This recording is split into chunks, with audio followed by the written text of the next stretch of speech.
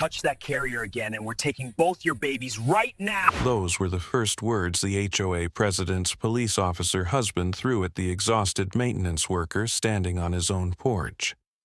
He said it like a threat he'd delivered 100 times before. And when he grabbed the twins' car seat, everything in the neighborhood shifted. They just didn't know it yet. By the way, where are you watching from? Tell me in the comments below. She thought he would panic. She thought he would beg. Instead, the man she'd spent months mocking simply lifted his eyes, calm and unreadable, as if he'd been waiting for this moment to arrive. And the second the officer's hand tightened around the handle, the downfall of an entire HOA empire quietly began. This isn't really a story about community rules. It's about what happens when corruption finally touches the wrong father.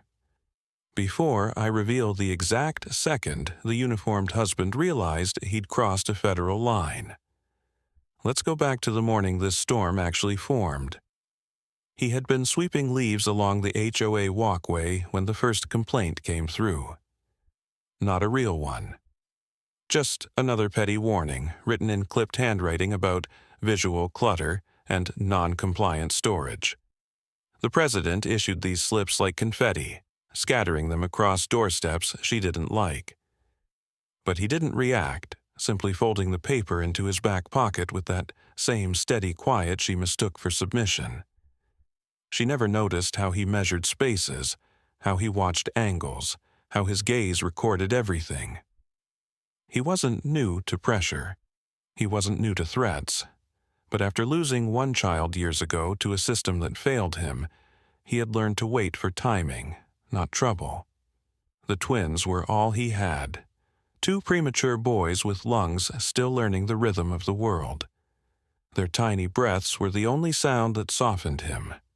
He woke before sunrise for feedings, left notes on the fridge reminding himself of medication intervals, and warmed their bottles with hands steadier than the sleep-deprived usually manage.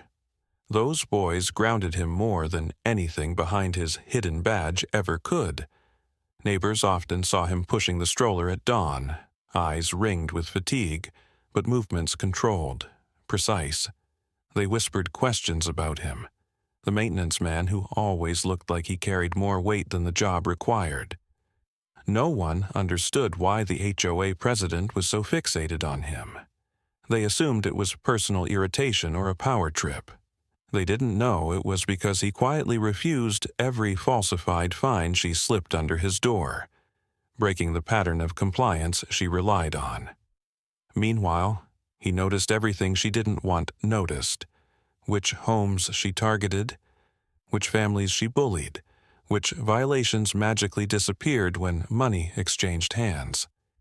He logged every action, storing information with the patience of someone who understood patterns better than people. The NICU nurse who just moved in saw the signs of premature infant care when she passed his porch one afternoon. The oxygen monitor, the precise sanitizing routine, the soft hum of medical instincts guiding his hands. She knew immediately the unsafe infant environment complaint the HOA posted on his door was a lie. But she also saw the way he accepted it without flinching, like someone who'd played a much longer game before. That evening, as he sat by the twins' bassinets, the faint glow of their monitors reflecting in his eyes, something in him settled. He'd been undercover for months now, collecting fragments of a corruption scheme threaded through fines, evictions, and police intimidation. He could feel the case tightening, forming edges, and he understood exactly what the HOA president needed to do for everything to come crashing down. She needed to make the mistake she'd been circling all along.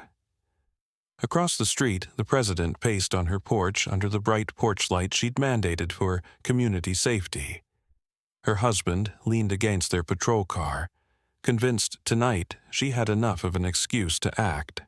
They believed his quietness meant weakness.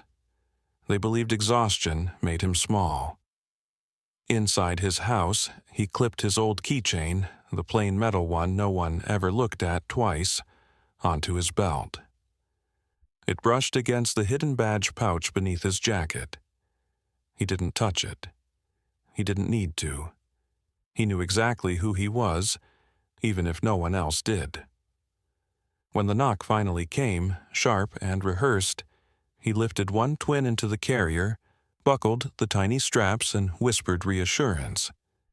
The babies had no idea the world outside their door was shifting.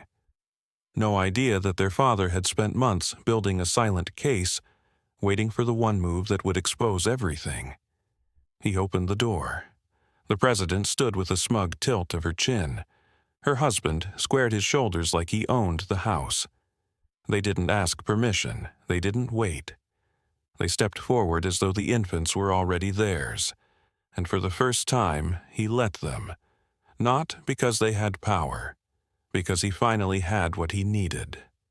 They stepped into his home without hesitation, the president leading with sharp heels and her husband scanning the room as if searching for a crime he'd already decided existed.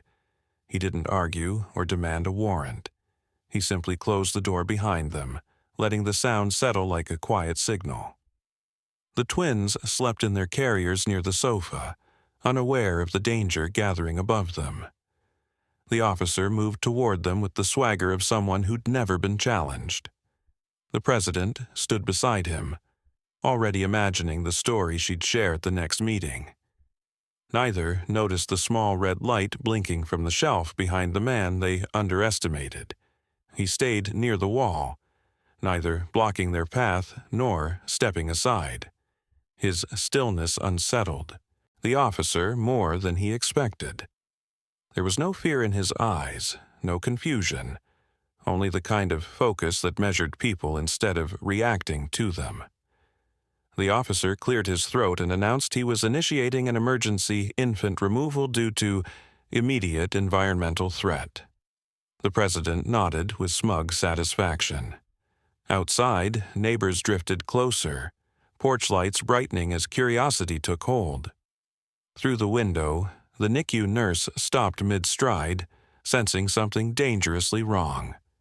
She crossed the lawn slowly, guided by instinct more than intention. Inside, the officer bent toward one of the carriers. The twins stirred, tiny fists brushing their blankets. Their father didn't stop him.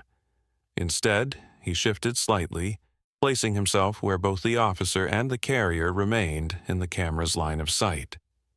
The president mistook the movement as surrender, convinced she was minutes away from removing a man she'd labeled a nuisance. She believed this was just another victory built on fear and compliance. She didn't realize she had finally stepped into a trap months in the making. The officer lifted the carrier barely an inch. That small, decisive motion changed everything. The nurse gasped softly outside. She recognized the father's posture. Steady, braced, protective without a hint of aggression. It reminded her of trauma wards where calm meant training, not submission. She stepped into the doorway and announced herself gently. The officer snapped his head toward her, irritated by the interruption. The president barked that she had no authority here. But the nurse didn't back away. She'd seen the medical monitor tucked inside the carrier. She knew instantly the HOA's claim of infant endangerment was fabricated. The father finally spoke, his voice low and even. He asked the officer if he understood the legal threshold for removing a child from parental custody. The husband scoffed, insisting he didn't need to justify his action. But the confidence faltered when the father asked which statute supported the forced removal. The president jumped in, claiming community safety allowed HOA-assisted welfare checks. He tilted his head slightly, studying her as if confirming a detail he already expected. Outside, neighbors gathered closer, curtains shifted, phones lifted. The air thickened with unspoken tension. The officer pulled the carrier closer, annoyed by the questioning. The father didn't stop him. Instead, he rested a steady hand on the second carrier, grounding himself in the fragile breaths of the children he had vowed to protect. Months of evidence, falsified fines, coerced evictions, police intimidation, had brought him to this moment.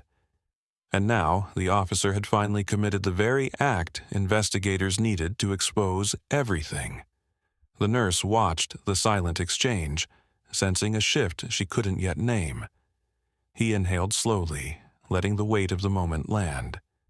This wasn't about pride or humiliation. This was about timing. He asked the officer one last time if he intended to leave with the infants. "Absolutely," the man replied. The father nodded once, almost politely, and with that small gesture, the trap closed. He reached into his jacket, calmly, deliberately, revealing the edge of a badge the color of serious consequence. The president froze mid-smirk. The officer blinked, suddenly unsure. Outside, whispers grew into stunned silence.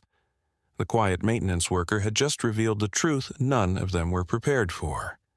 Subscribe if you want to see what happens when the HOA realizes who he really is.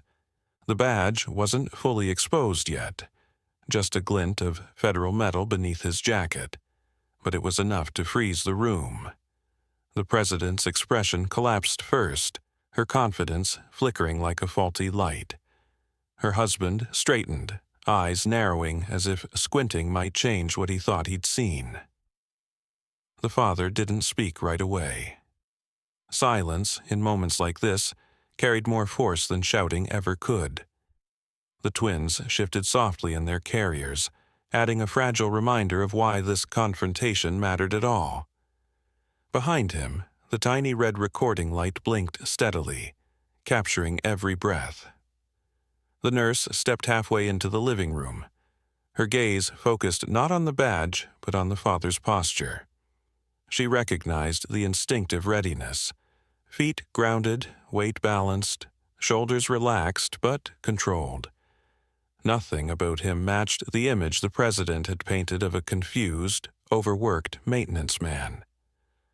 She didn't say anything, but her presence alone shifted the dynamic. The officer noticed her observing him and tried to regain control, ordering her to leave.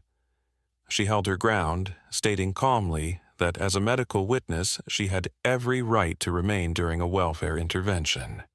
The father still hadn't removed his hand from the second carrier. When he finally raised his eyes toward the officer, there was no anger, just quiet certainty.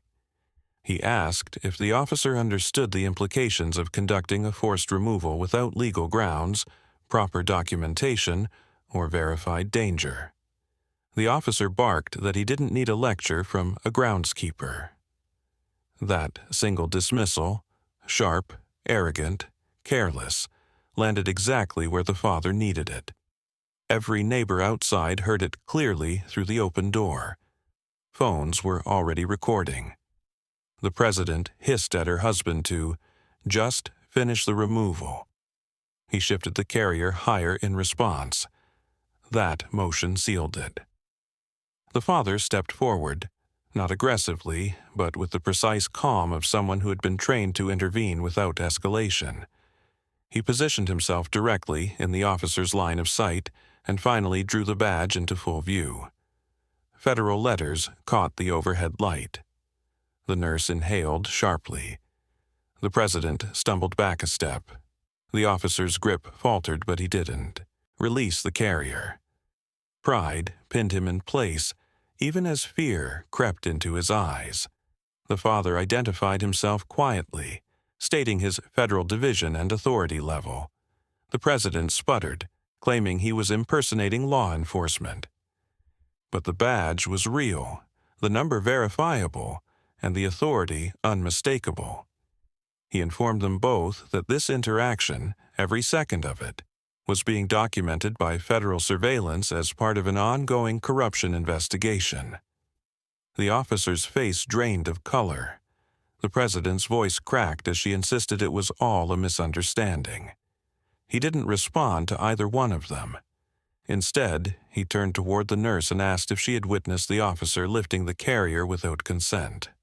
She nodded slowly, her voice steady as she confirmed what she saw. The father then asked the officer if he wished to reconsider his intention to remove the infants. The officer's jaw clenched. He didn't answer. Silence had never been so loud. Outside, more neighbors gathered, drawn toward the tension like metal toward a magnet. The porch lights along the street brightened one by one as residents sensed something irreversible was unfolding.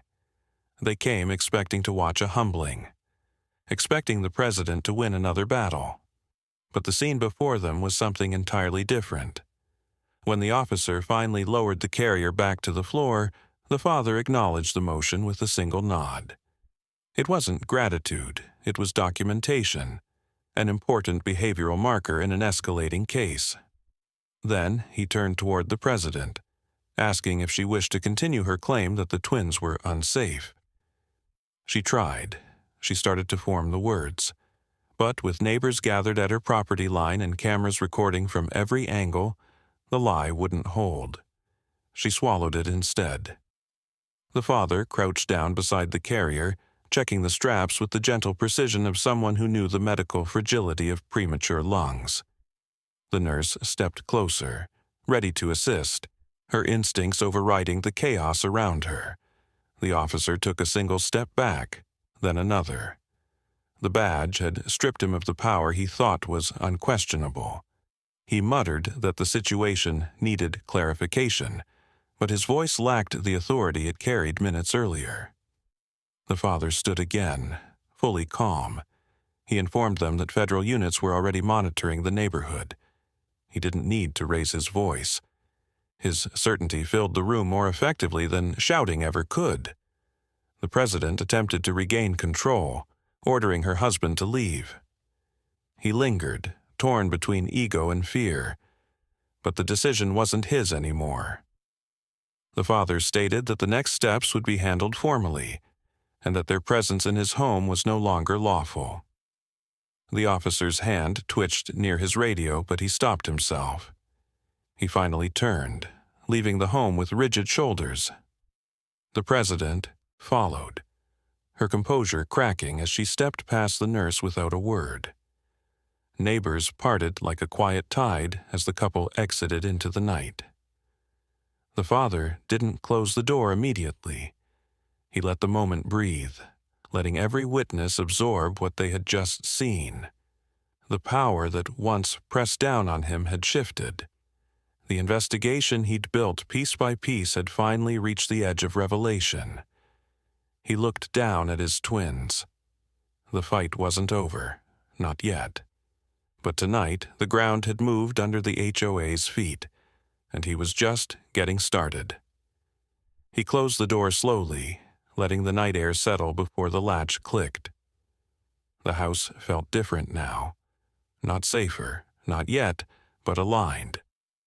The twins slept through the chaos, their tiny breaths steady and rhythmic, unaware that their father had just shifted the entire power structure of the community. He stood in the dim light of the living room, staring at the carrier the officer had lifted. That action was the final piece he needed. The investigation had officially crossed into undeniable territory. The nurse remained near the doorway, hands clasped, eyes still processing what she had witnessed. She didn't speak at first, giving him space to gather himself. When she finally asked if the babies were all right, he nodded, checking each strap and monitor with practiced precision. She watched his movements, the confidence, the measured breathing, the gentle checks, and understood there was more to him than a uniform that smelled faintly of cleaning chemicals. He thanked her for staying. She admitted she couldn't walk away after seeing the officer lift the carrier without consent. Her voice held the edge of someone who'd seen enough emergencies to know when a line had been crossed. She didn't ask the question that hovered in her eyes, who he really was, and he respected her for that. Instead, she asked what would happen next. He didn't answer directly. He simply told her that everything was unfolding exactly as it needed to. The corruption woven through the HOA wasn't thin or accidental. It ran deep, built on fines, intimidation, secret favors, and the officer's abuse of authority. Everything he had recorded over the past months painted a pattern no court could dismiss. But tonight had pushed the case into the realm of federal consequences, and once the federal machine began moving, there was no stopping it. He walked to the small drawer beneath the bookshelf and retrieved a slim device, a secure line encrypted for undercover work. He sent a single coded message confirming the officer's action. There was no need for elaborate reporting. The agency had been waiting for this signal, monitoring the neighborhood from afar.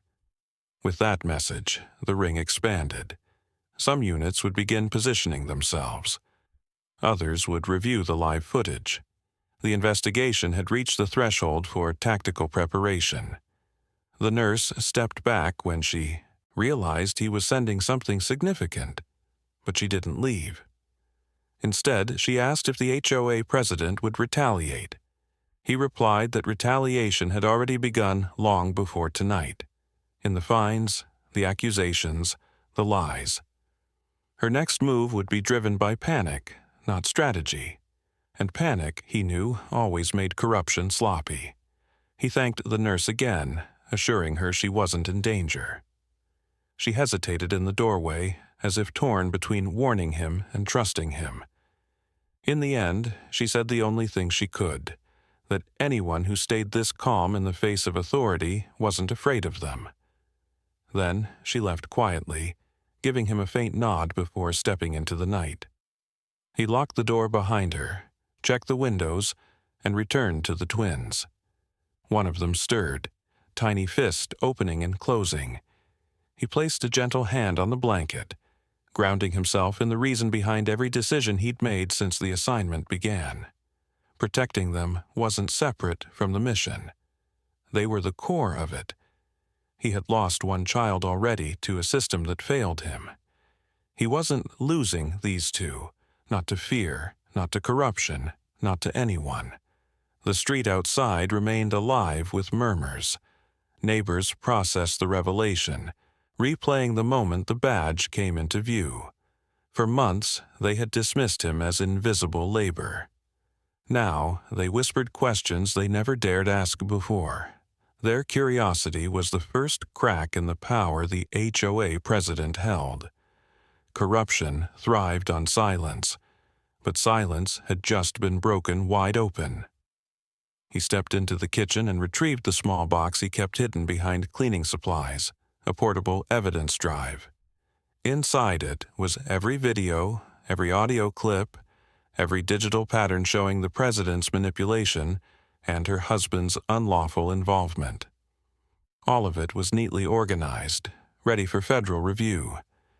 He placed it on the table beside the carriers, checking the timestamp. Federal agents would need it soon. Before he closed the box, he added the most recent recording, the officer lifting the carrier. That single clip carried more weight than months of surveillance. It wasn't just misconduct. It was a felony, executed under the influence of HOA authority. The exact link investigators needed. He slid the box back into its hiding place and turned down the living room light. Then he moved a chair near the twins and sat, keeping watch. His presence wasn't restless or paranoid. It was methodical, the kind of stillness that came from experience in hostile environments where quiet vigilance mattered more than sleep. Hours passed. Outside, the crowd thinned. The officer's car had sped off earlier, tail lights shaking as he turned the corner too quickly. The president had stormed after him in a separate car, her composure shredded. Their panic was predictable. Their next steps would be clumsy, and clumsy was exactly what the investigation needed. He exhaled slowly, the weight of the night settling but not crushing. Victory wasn't here yet. But momentum had shifted. The path toward public exposure had begun its irreversible climb. He looked at his sons, their tiny chests rising softly. They were safe. For now. And he was ready for whatever came next. The house had finally gone quiet. the kind of quiet that settles only after tension has wrung everything out of a room. He remained in the chair beside the twins, listening to the soft hum of their monitors. Dawn crept slowly through the blinds, drawing thin lines of pale gold across the floor. He hadn't slept, but he didn't look tired. Some people collapsed after chaos. Others sharpened. He belonged firmly to the second category. A faint buzz from his encrypted phone signaled an incoming update.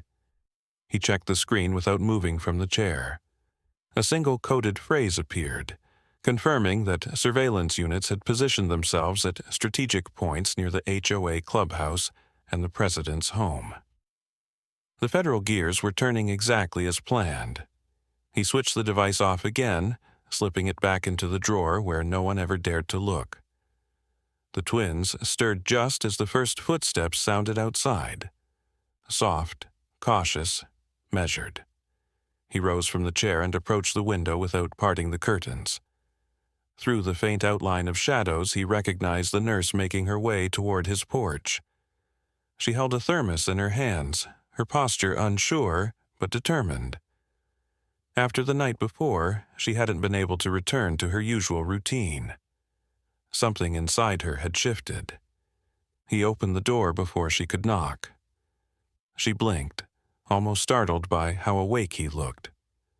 She offered the thermos, coffee strong enough to revive a disappearing pulse, and he accepted it with a nod. She asked if the babies made it through the night all right. His soft, "They're fine," carried the weight of someone who had guarded them through storms far worse than this. She stepped inside quietly, scanning the room for signs of disruption. When she saw everything neatly in place, her shoulders relaxed slightly. She admitted she hadn't slept either. After witnessing the officer's attempt to seize the twins, she felt a responsibility to make sure the father wasn't isolated in what came next. He thanked her again, the sincerity in his voice deeper than before. As she inspected the twins' monitors out of habit, she asked the question she'd been holding since last night. Would the HOA president retaliate? He told her retaliation was inevitable. The people who had built their influence on fear always reacted violently when their authority cracked. She swallowed, absorbing the reality of what the neighborhood was about to experience.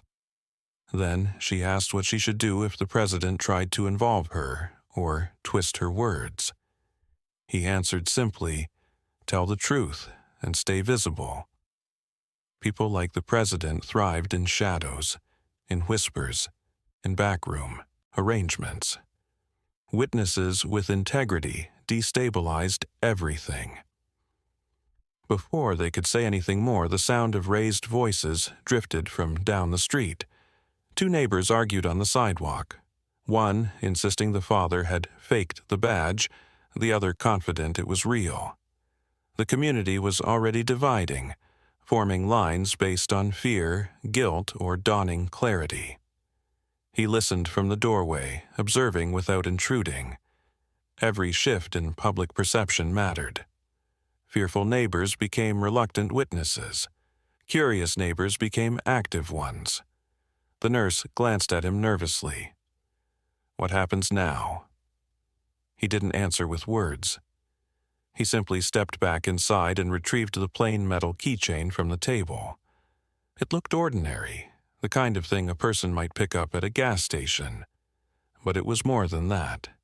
Attached to it, hidden between two metal folds, was a micro-storage clip containing every recorded violation the HOA president had orchestrated.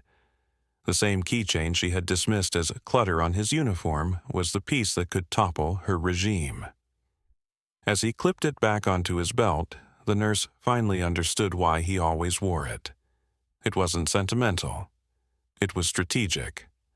Outside, a car screeched to a stop. The president stormed out of the passenger seat, her hair messy, her face pale with anger. She marched straight toward the houses on the street, knocking on doors, demanding witnesses to her version of the story. Her voice carried through the crisp morning air. She was unraveling faster than expected. Neighbors stepped away from their windows. Some refused to open their doors. Others listened with uneasy expressions. Her authority, once unquestionable, now sounded desperate. She raised her voice, but volume didn't restore power. It only exposed fear. He stepped onto his porch, not to confront her, but to watch. The nurse stood a few steps behind him, her presence silent but steady. The president saw him and stiffened. She shouted that he had manipulated the situation, that she'd protect the neighborhood even if no one else appreciated her efforts. Her husband wasn't beside her. He was likely already facing consequences from his department, scrambling to contain the fallout. The father didn't reply. His silence unsettled her more than any accusation could. She demanded he hand over copies of any footage he illegally recorded. He didn't move. Instead, he told her she should stop before making her situation worse. That phrase, simple, calm, unshaken, ignited something wild in her. She lunged one step toward his property line, but a neighbor called out sharply, reminding her she was trespassing. The shift was subtle but monumental. The neighborhood, once blindly obedient, was now policing her actions. The father watched the realization flicker across her face. Her empire was cracking. His evidence was ready. Public exposure was approaching, and the president was running out of moves. He stepped back inside, closing the door gently. The sound echoed like a countdown. The next phase had begun. He closed the door with the same quiet finality he had used the night before, a soft click that felt more powerful than slamming it shut. Inside, the house held a steady calm. The twins slept again, worn out from the earlier disturbance. The nurse lingered near the window, watching the president pace up and down the street with frantic movements. She looked like a ruler whose crown had slipped and shattered in the same moment. He moved past her with silent purpose, checking each blind, each latch, each angle the cameras were covering. He wasn't hiding, he was preparing. The nurse asked whether federal agents would arrive soon. He told her they would when the time was right. This wasn't about speed, it was about precision. Corruption collapsed most effectively when exposed publicly, not quietly in the dark. Every frantic step the president took outside, every raised voice, every neighbor she confronted was building the exact scene federal investigators needed. Panic produced mistakes, and mistakes produced evidence. The nurse exhaled, her breath shaking slightly. She had worked in medical crises, but this was different. The tension wasn't clinical, it was personal. She asked again if he needed help. He shook his head. She already had helped by standing strong as a witness the night before. He told her gently that the best thing she could do now was return to her home and stay watchful. She hesitated, but eventually nodded. Before stepping out, she placed her hand on the doorframe and said she had seen enough harm done to vulnerable people in the NACU to recognize danger. If she tries anything again, she added softly, I'll be right across the street. He nodded once, appreciating her resolve. When she stepped into the sunlight, he waited until she was safely inside her house before moving deeper into his living room. He retrieved the evidence box again. Each recorded clip represented a thread in the tapestry of abuse that the HOA president had constructed. He double-checked the timestamps, ensuring the sequence was airtight. The officer's actions from the night before had been cataloged in multiple angles, from the shelf camera, from the porch cam, and from the discrete pin cam on his chest. He uploaded everything onto the portable drive and secured the keychain attachment again. It wasn't just a tool anymore. It was the lever that would turn the entire neighborhood upside down. Outside, the president's voice carried again, sharper this time. She shouted at a neighbor for filming, demanding they delete their video. But the neighbor refused, emboldened by the shift in power. The nurse watched from her window. More residents stepped out onto their porches, drawn to the growing spectacle. The president looked around, realizing she no longer had full control. Her husband's absence hung heavily over her, amplifying her vulnerability. The father remained still inside his home, letting the chaos unfold naturally. He knew better than to interrupt. Federal exposure required corruption to show itself fully.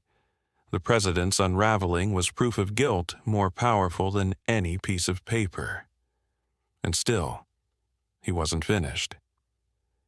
He moved toward the kitchen counter and retrieved the small black device that had waited in storage since the day he moved in. It wasn't a weapon or a tool of aggression. It was a signal relay. Once activated, it sent encrypted pings to federal field units, marking a location where imminent escalation was predicted. He didn't activate it yet. Timing mattered. The investigation needed the president to push one step further. As if on cue, a heavy knock sounded at the door. Not frantic like before, hard, intentional. He approached and opened it just enough to see her. The president, red-faced, trembling with indignation. She didn't wait for permission. She yelled that he had jeopardized the community, that he was conspiring against her, that he was fomenting chaos. The vocabulary of someone unraveling mentally, not legally. He didn't answer. He simply asked if she came to file another fabricated complaint. That struck her harder than shouting would have. She demanded access to his home again, citing emergency reassessment. He stayed planted, calm. He told her she no longer had authority to enter. She shouted that she could override him as HOA president. He raised a brow. "You sure you want to repeat that in front of all these witnesses?" The question hit its mark. She turned and realized the street had gone silent. Dozens of neighbors stood watching, phones in hand. Some filmed openly, some discreetly, but all of them were capturing her behavior. Her hands shook. Her voice softened. She tried to backtrack, insisting she only wanted to ensure safety. But no one believed her anymore.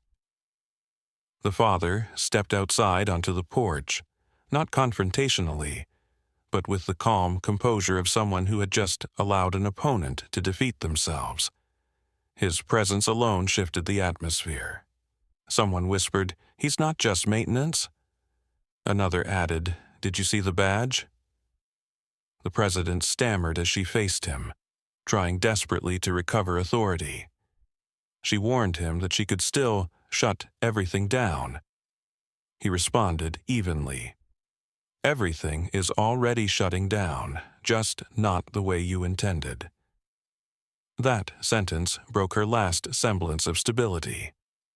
She stepped back, shaking her head, muttering that she would call higher authorities.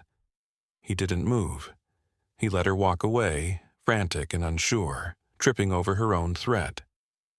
He stepped back inside, closed the door gently, and finally activated the black device.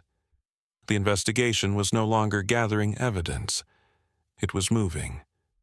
The device emitted a faint, almost imperceptible pulse as it activated, a soft vibration against his palm before going silent again.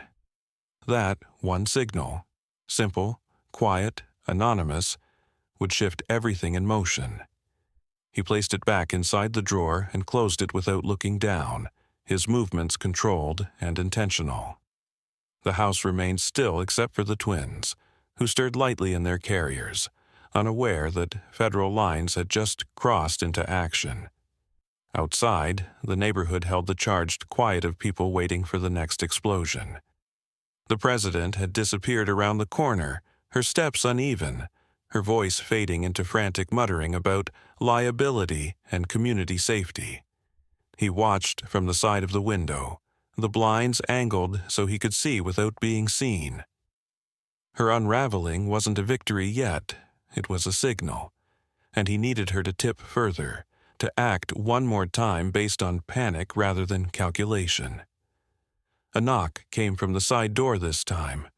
Soft, cautious. He tensed for half a second before he recognized the shape behind the frosted glass.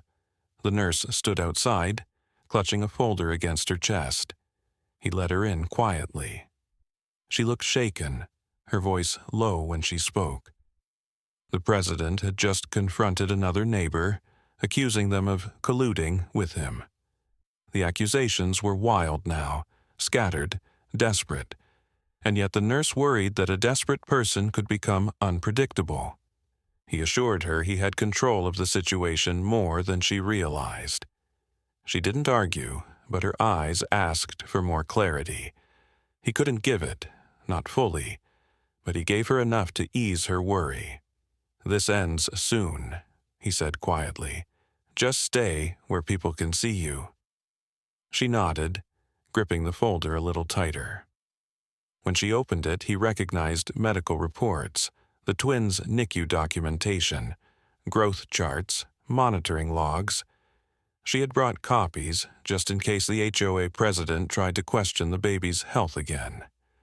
Her instinct to protect, to bear witness, to stand with him was stronger now.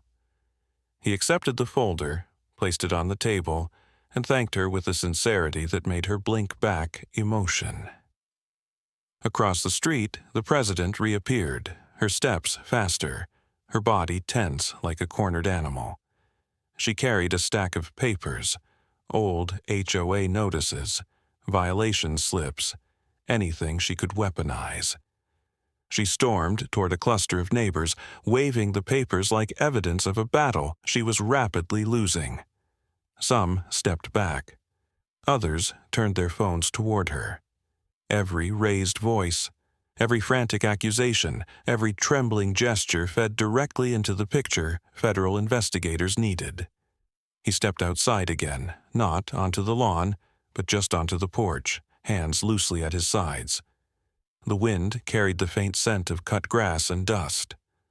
The president spotted him immediately, her eyes wide and wild.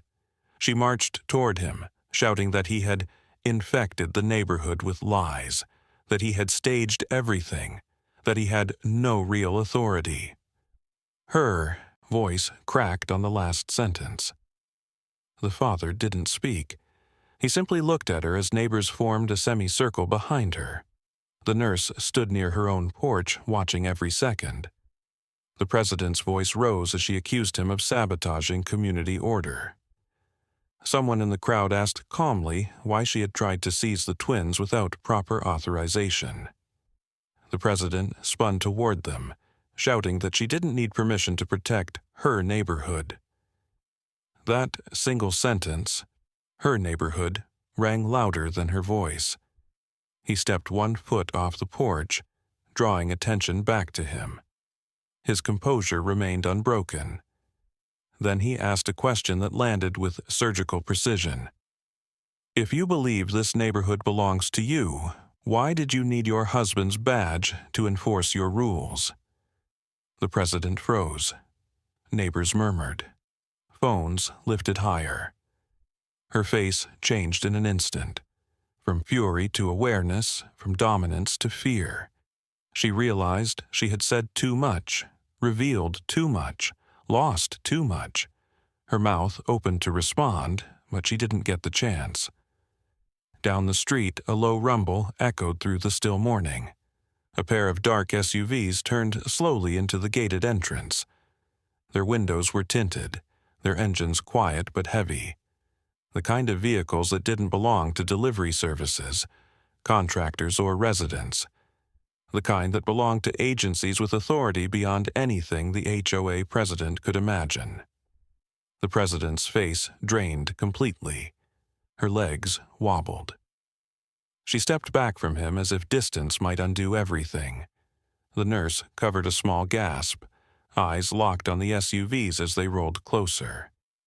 Neighbors backed away instinctively, forming a path. The father remained still.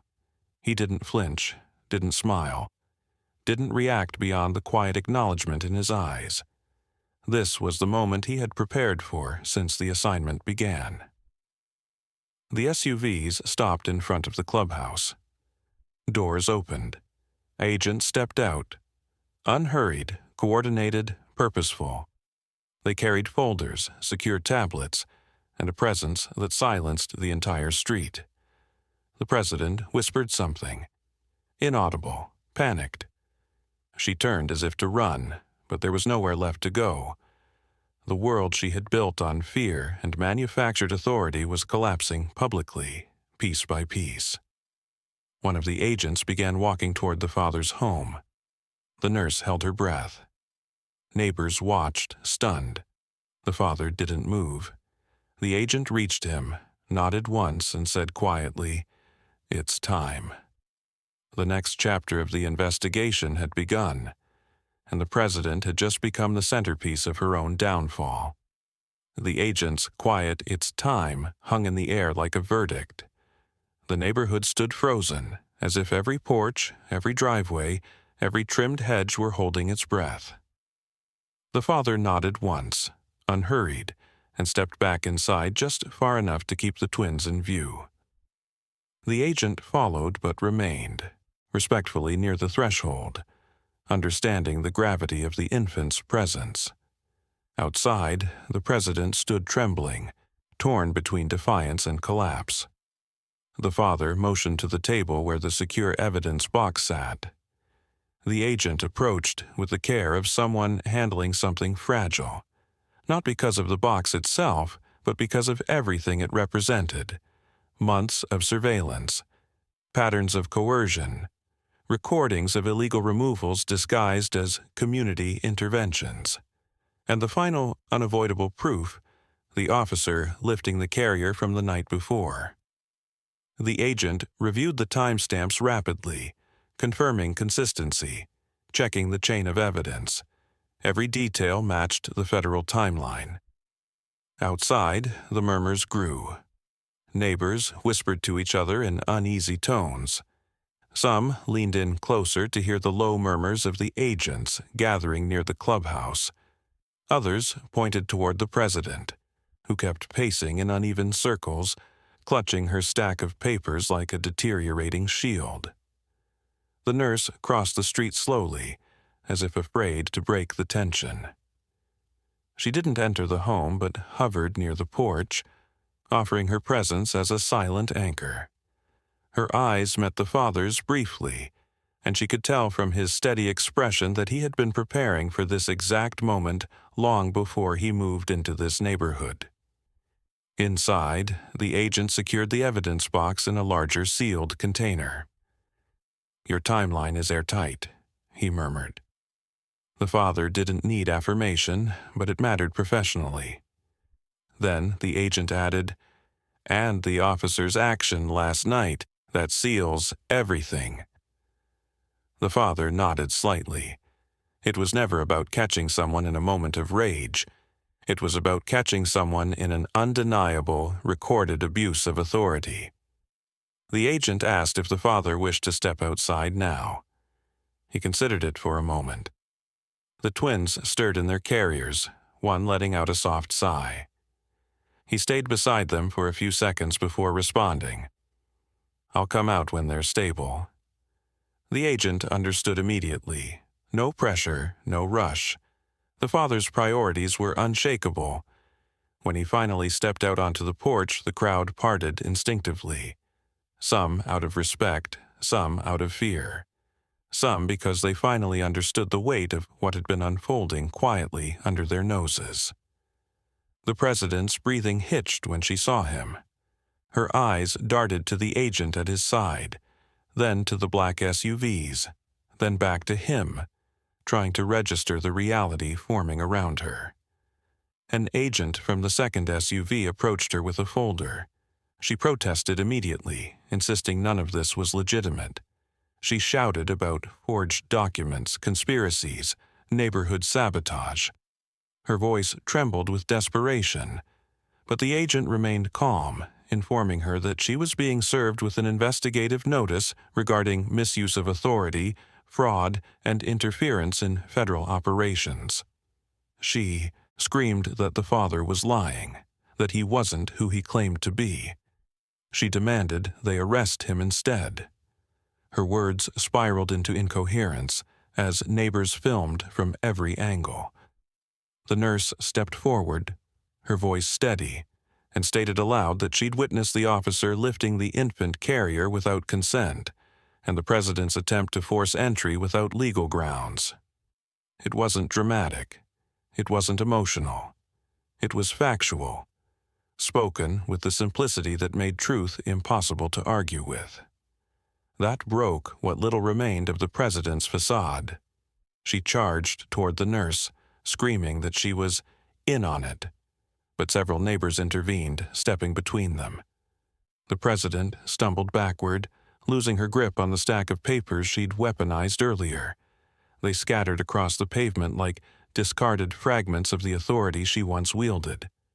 She stared at them, blinking rapidly, as if expecting someone, anyone, to help her pick them up. No one moved.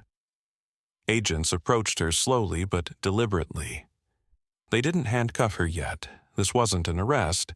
This was a procedural intervention. But the symbolism was worse. Being surrounded, questioned, witnessed, losing the audience she'd relied on, becoming the spectacle instead of the ruler. The father watched from the porch, expression calm. Not triumphant, not vindictive. Simply focused. The president saw him watching and screamed, "This is your fault, all of it." Her voice broke. "You've destroyed this community." He didn't flinch. He responded with one quiet sentence, "I didn't destroy it. You did." The impact of those words hit harder than any accusation she had thrown all morning. At that moment, the officer's patrol car screeched into the cul-de-sac. He jumped out, face twisted with panic when he saw the SUVs. He tried to run toward his wife, but agents intercepted him. The father watched the officer freeze as one agent informed him his body cam footage had already been retrieved and reviewed. His face drained. His jaw fell slack. The president saw her husband falter and let out a guttural, broken sound, something between anger and despair. She realized, finally, that there was no recovering from this, that the quiet man she had underestimated, mocked, and targeted had been documenting everything. That federal law, not HOA bylaws, was now the authority in charge. The father stepped back inside briefly to check the twins. They slept peacefully, untouched by the storm. He brushed a hand over one tiny blanket and exhaled slowly. Subscribe with the bell on if you want to see what happens when the truth finally reaches the HOA board. When he returned to the doorway, agents were preparing the next steps. The final phase was approaching, and the public exposure he had planned for was about to unfold. The father stepped out onto the porch again, just as the agents began directing the crowd away from the street. Then twins slept quietly in the dim living room behind him, their soft breathing the anchor he kept returning to in every moment. Outside, the neighborhood vibrated with a tense energy. Whispers, shifting feet, cautious glances toward the black SUVs. The president sat on the curb now, her hair tangled, her posture slumped under the weight of a collapsing world. Her husband stood a few yards away, held in place by two agents who were questioning him while recording every answer. The nurse stayed close to her own driveway, her posture steady and vigilant. She didn't insert herself into anything, but she watched like someone who understood that truth needed eyes. When she saw the father step out, she gave the smallest nod, as if acknowledging that the storm he'd been bracing for had finally arrived. The lead agent approached the porch with a sealed folder. "Your documentation is being cataloged now," he said quietly. "We're preparing for the formal notice." The father nodded, his eyes scanning the street to ensure no one came close to the house. He wasn't protecting the investigation, he was protecting the sleeping infants behind him. Everything else was secondary. Everything would always be secondary. Across the way, the president's frantic muttering grew steadier, angrier, more pointed as she regained a sliver of her ego.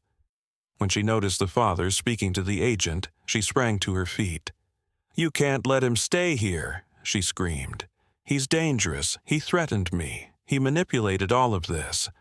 Her voice cracked halfway through the accusations, but she pushed on, desperate for anyone to believe her. Neighbors stepped back. Even those who once obeyed her retreated into themselves, unwilling to stand beside her now. The agent didn't turn, didn't acknowledge her. That silence alone seemed to break her composure further. Another vehicle pulled into the cul-de-sac, a marked police cruiser. But this one didn't arrive with the officer who had seized the infant carrier. Instead, two different officers stepped out, both wearing the kind of expression that signaled uncomfortable duty. They approached the federal agents, exchanged brief words, and were shown the evidence packets.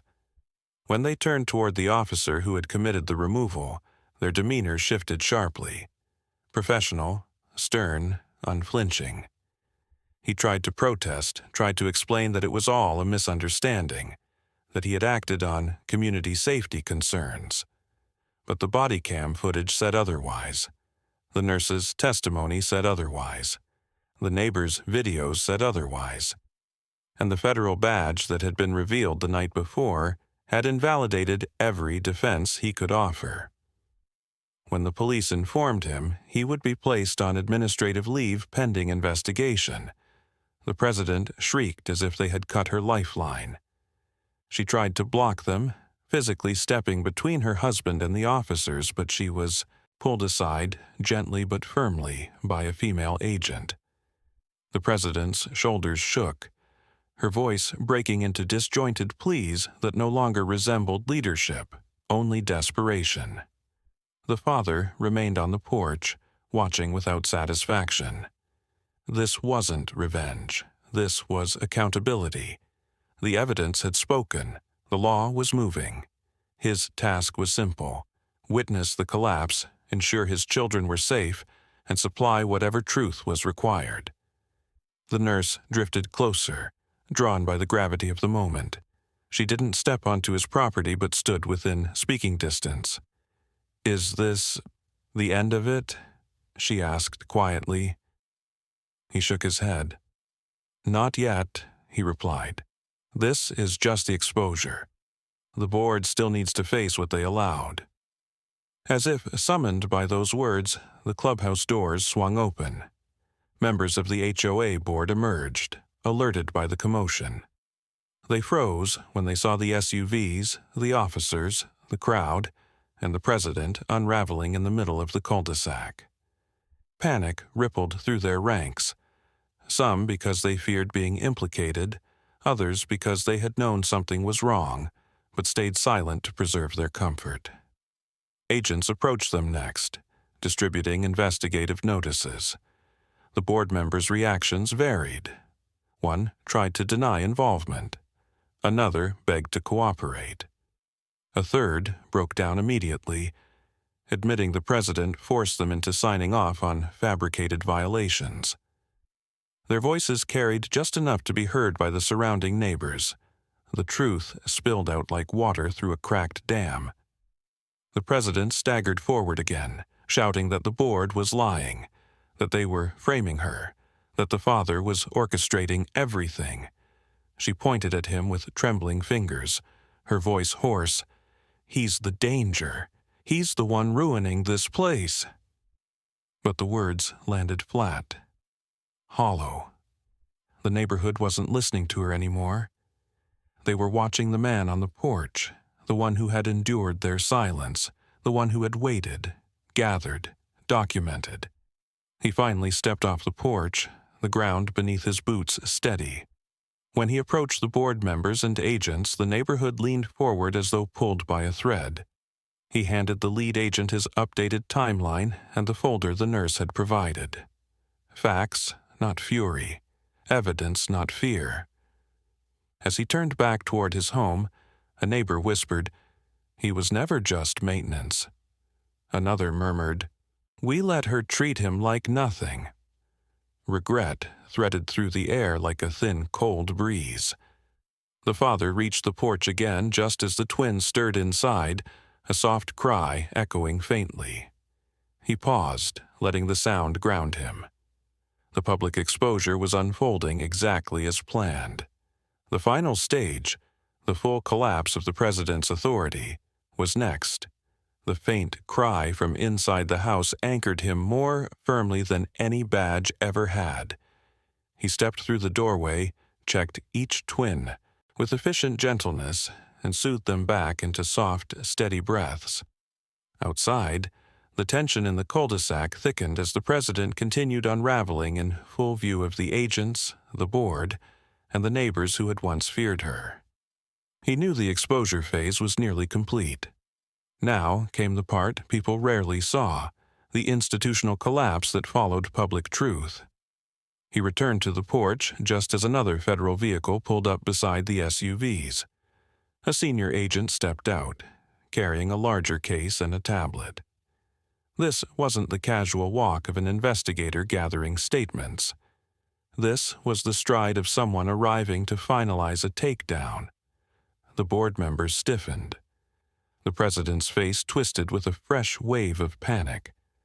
The senior agent approached the father first, greeting him with a nod that carried both respect and acknowledgement. "Your recordings and witness statements have been verified," he said. "We're ready to proceed with the official presentation." The father responded with a quiet nod. He didn't need ceremony. He needed closure.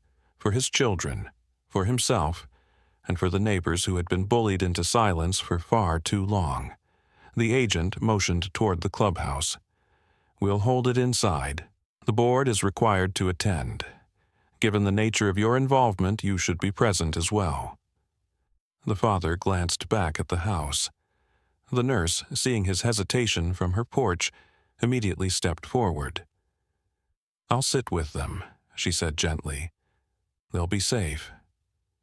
Her voice held the same reliability she had shown the night she watched him stand alone against an officer abusing power. He trusted her. He nodded once. She stepped inside his home with a calm confidence, settling beside the twins with the ease of someone who understood fragile lives better than most. With that, he followed the agents toward the clubhouse. The walk felt oddly quiet despite the whispers behind him. Neighbors parted, making room. Some bowed their heads slightly, not out of fear, but out of apology. Unspoken, overdue, but honest. The president trailed behind, arguing and stumbling through half-formed explanations. Her husband walked with his head down, escorted by two officers who flanked him without touching him. His pride had dissolved into a hollow silence. Inside the clubhouse, the atmosphere shifted instantly. The walls that once displayed HOA awards and glossy photos of neighborhood events now felt like a stage where truth was about to be projected in cold, unforgiving detail. Chairs had been arranged in rows. The board members sat in the front, their expressions tight with dread. The president was placed off to the side, monitored by two agents. The senior agent connected the tablet to the projection screen.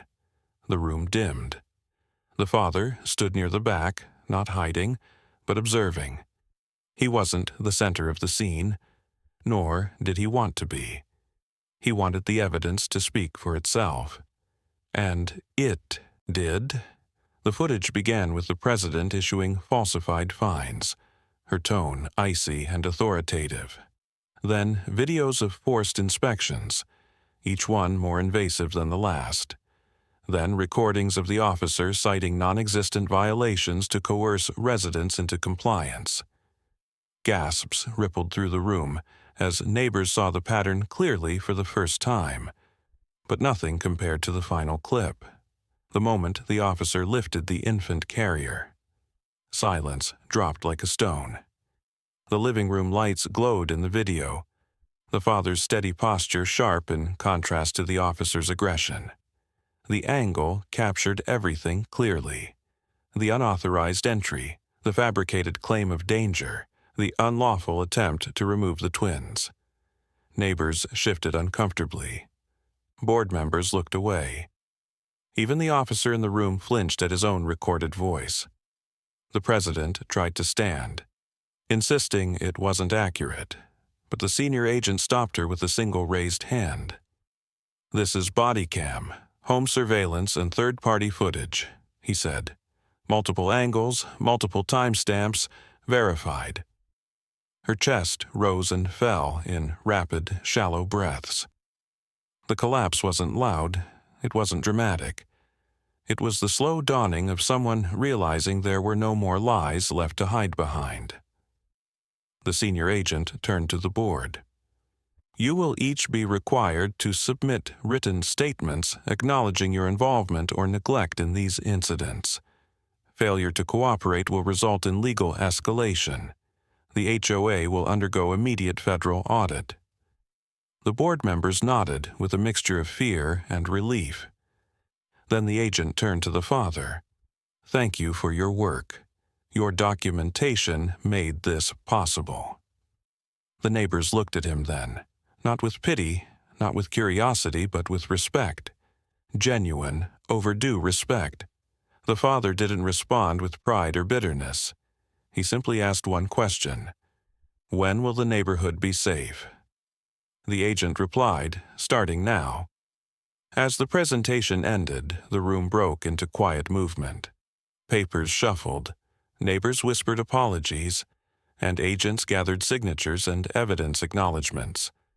The president sat alone, staring at the table as if it might offer escape. Her power was gone, her influence gone, her regime dismantled by the very truth she tried to bury. The father stepped outside into the late afternoon light. The air smelled different now, lighter, warmer, no longer thick with unspoken fear. The nurse waved from his porch. The twins were waking, their soft cries calling him home. He walked back to them with the same steady steps he'd used throughout the entire investigation. The public exposure phase was complete. The final stage, justice, was now underway. He crossed the street toward his home, each step measured, grounding him after the heavy silence of the clubhouse. The neighborhood felt different now, not quieter, not calmer, just honest. The pretense that had coated the cul-de-sac for months had peeled back during the meeting, leaving raw truth in its place. Curtains shifted as he passed, not in suspicion anymore, but in a mix of apology and awe. People who once avoided eye contact now watched him like they were seeing him for the first time. The nurse stepped out onto the porch the moment she spotted him, the twins' faint cries echoing just behind her. She looked relieved to see him return intact. He offered a grateful nod as he entered the house. The twins reached toward him instinctively, sensing his presence. He lifted one into his arms, then the other, their tiny fingers curling around the fabric of his shirt. Their warmth steadied him more than any affirmation from the federal team ever could. The nurse quietly asked how it went. He gave her the condensed version. The evidence had been presented, the board had folded, the audit had begun. She absorbed it, nodding slowly, her expression troubled but hopeful. "What happens to her now?" she asked softly, referring to the president. He didn't answer immediately. Justice wasn't instantaneous. It moved like a tide, sometimes steady, sometimes violent, but unstoppable when the weight behind it was truth. He placed the twins back into their carriers and checked their monitors. They were steady, breathing evenly, their tiny chests rising and falling with fragile certainty. He lingered for a moment, brushing a thumb across each of their foreheads before stepping back outside. The nurse stayed with the babies, giving him space. Outside, the black SUVs still idled near the clubhouse. Agents moved in and out like a quiet storm, collecting statements, issuing instructions, securing documents. The president stood between two agents, no longer screaming, no longer insisting she was the victim. She stared blankly at the pavement as if the world had shifted beneath her feet and refused to settle again. Her husband stood several yards away, shoulders slumped, answering questions he could no longer evade. The senior agent approached the father. "We'll take formal custody of the case from here," he said. "Your involvement is complete." The father didn't respond with relief. He simply asked, "What happens to the families she targeted?" The agent assured him they would receive restitution evaluations, and every fraudulent fine would be reversed. Some residents would qualify for financial compensation. Others would have grounds for civil charges. When the agent walked away, neighbors began to drift closer. At first, just a few, then more. A woman he'd never spoken to stepped forward, wringing her hands. "I didn't know what she was doing," she said. Her voice trembled. "I should have said something sooner." Another man apologized for believing the lies, for treating him like background noise. Their guilt didn't soften him, but it didn't harden him either. He accepted their words with a quiet nod. He wasn't seeking validation. He had simply done the job. The nurse joined him outside after a few minutes, carrying one of the twins while the other slept inside. The baby rested against her shoulder peacefully, unaware of the murmurs around them.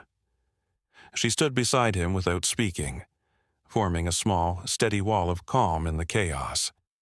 Neighbors noticed.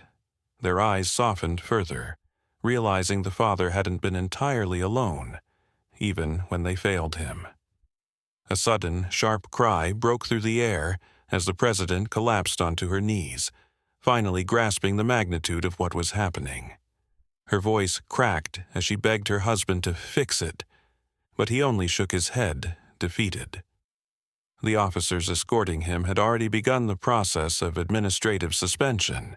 His badge, which once granted him unchecked power here, now hung heavy and useless on his chest. The father watched them both with a steady expression. Not vengeful, not sympathetic, just resolute. He had seen enough corrupted authority in his past to recognize when justice was landing exactly where it needed to. As the sun dipped lower, casting long shadows across the pavement, the federal team prepared the final paperwork for emergency HOA oversight transition. The board members had signed their statements, some tearful, others numb. The neighborhood learned more in one afternoon than in years of whispered complaints and silent frustration. The senior agent approached the father again. "There's one more thing," he said quietly. "Your assignment here is officially concluded. You're cleared to relocate whenever you choose." The father looked toward his home, toward the twins resting inside, toward the nurse standing beside him, toward the neighborhood that finally understood the truth. He didn't answer the agent right away. Relocation was protocol, but life wasn't always neat enough to follow protocol cleanly. He returned to the house slowly, the weight of the day settling across his shoulders. Inside, the twins slept soundly again.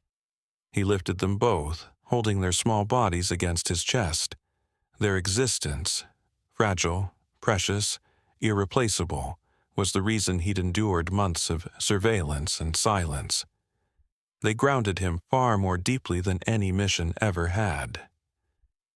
The nurse approached quietly, watching the scene with softened eyes. She didn't ask whether he was leaving. She simply said, "Whatever you decide, you won't face it alone." It was the kind of promise spoken without expectation, without obligation, just human truth. He exhaled slowly, letting the moment settle. The exposure was complete. Justice had cracked open.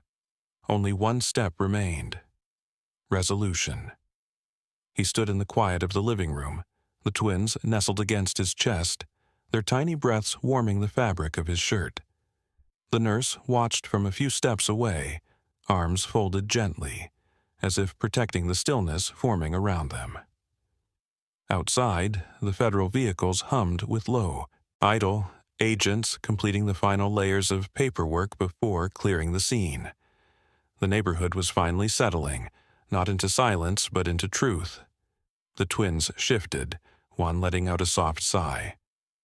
He adjusted his hold, letting the weight of their small bodies anchor him back into the moment. The mission was technically over, the assignment technically complete, but nothing about the choice in front of him was technical. He lowered the twins back into their carriers and checked their monitors one more time, his hands steady despite the emotional exhaustion threading through him. When he finally stepped outside, the last of the agents had begun preparing to leave. The senior agent approached him with a sealed envelope, official documents finalizing closure on the undercover operation. "You did exceptionally well," the agent said. "Your documentation prevented a lot of people from enduring further harm." He accepted the envelope without ceremony. "People here deserved better long before I arrived," he replied. The agent understood, offering a firm nod before stepping away. As the SUVs pulled off one by one, neighbors emerged from their homes again. Without the shadow of the president's rule, their expressions softened. They stood in small clusters, murmuring about restitution, about fines they could finally challenge, about how blind they had been to what was happening around them. Some looked toward him with gratitude, others with regret.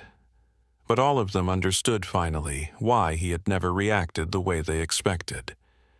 He walked toward the edge of his porch and rested one hand on the railing, scanning the cul-de-sac. The president's house sat dark and uninviting now, stripped of the authority she had once used like armor.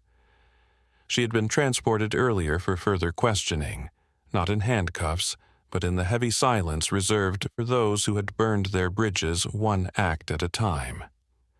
Her husband had been escorted separately, his suspension immediate and unavoidable. Justice wasn't loud, it didn't roar, it simply arrived, inevitable, undeniable. The nurse joined him on the porch, hands in her pockets, gaze fixed on the clearing street. "So," she asked quietly, "what happens to you now?" There was no fear in her voice, only curiosity and a trace of hope she tried to hide. He thought about giving the procedural answer. Relocation, reassignment, new identities if necessary. But after everything they had endured here, after watching her step in for the twins without hesitation, after seeing her stand steady in the face of corruption, the truth felt more appropriate. "I'm not sure," he said, "but I don't want the next decision to be made for me." She nodded, absorbing the weight of that statement. "You've spent so long protecting everyone else," she said softly. "Maybe it's time to choose something for yourself." He didn't respond immediately. Instead, he walked inside and lifted the twins again, carrying them out onto the porch where the warm evening air brushed their cheeks. The nurse reached out and gently touched one of their hands, smiling when the tiny fingers wrapped around hers. Neighbors approached then, cautiously, respectfully. An older man apologized for ignoring the signs. A mother admitted she'd been too scared to speak up. A teenager confessed she had recorded one of the president's outbursts weeks ago, but didn't know who to trust with it. Each one spoke softly, offering small fragments of accountability. He didn't offer forgiveness or judgment. He simply listened. Sometimes that was all people needed from the person who had stood at the center of a storm they hadn't understood. By the time the sun began to dip behind the houses, the neighborhood had shifted again. Quieter now, humbled, and somehow more connected than before. The twins yawned in unison, nestling closer to him, and he guided the nurse inside so she could help settle them. After they slept, he stood at the window, watching the first stars appear. The house felt lighter, as if the walls could finally breathe. He knew he could leave. He also knew he didn't have to. The federal case had been dismantled. The neighborhood was safe. What came next belonged to him. The nurse joined him at the window, arms folded lightly. "Whatever you choose," she said. "This place is different because of you." He didn't look away from the night sky. "It's different because truth finally had witnesses." She smiled, a small honest smile that said she understood more than she spoke. The twins stirred in their sleep, soft sounds echoing through the room. He exhaled deeply. The mission was done. The danger had passed. And for the first time in a long time, the next chapter wasn't an assignment. It was a choice. Subscribe and don't miss our next story. Trust me, you'll feel it. And tell me in the comments, what injustice should we tackle next?